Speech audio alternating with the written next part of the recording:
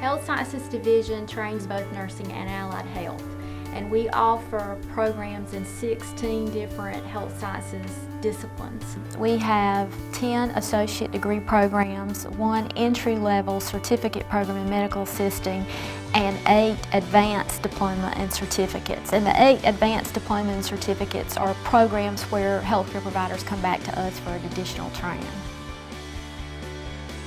Well, most students that enroll in our programs, if you ask them why they're choosing health sciences, they say they want to help people.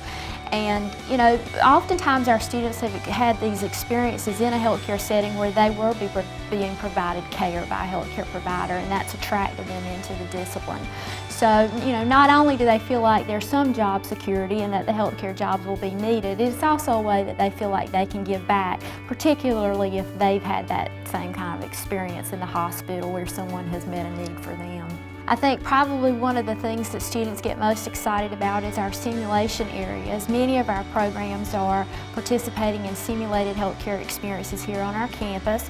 We have laboratories set up to basically function like a healthcare setting, a hospital, clinic, or ICU setting. We have simulators, and of course I joke with our students sometimes and say that if our simulators had a conscience, they would be human, because we can do so many things with those simulators. And so it gives our students an opportunity to work at the bedside with a simulator which is acting as their patient, and they can actually make those mistakes and there not be serious consequences. And sometimes that's a really good learning experience when you've actually made the mistake and you can see what those consequences were. Many of our associate degree programs and some of our diplomas and certificates are competitive admission, and that's because we have more students that want to be in these programs than we have seats available. And so these students are competing for admission, and there are certain steps that students have to follow in order to be on an applicant list to be considered, and those students want to make sure they follow that list. You don't want to self-advise. You want to make sure that you're consulting with the faculty advisor on our campus. If you're a new student coming to Pitt Community College, then you're going to seek advising in our Student Success Center, which is located on the 2nd floor of our Redrick building in room 228. If you're a continuing student at PCC, and maybe you've decided later on after your enrollment here for a while that you want to be in health sciences, then you should seek some guidance from your faculty advisor that you've been assigned.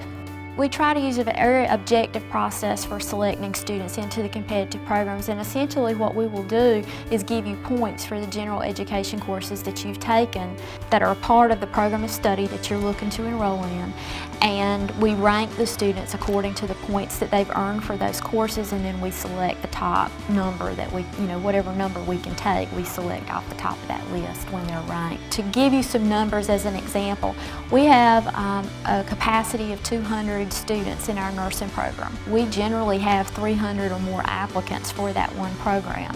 So obviously, from just those numbers alone, you can tell the competitive nature. The application process and the steps we take allow you some versatility, so if you change your mind, that's okay.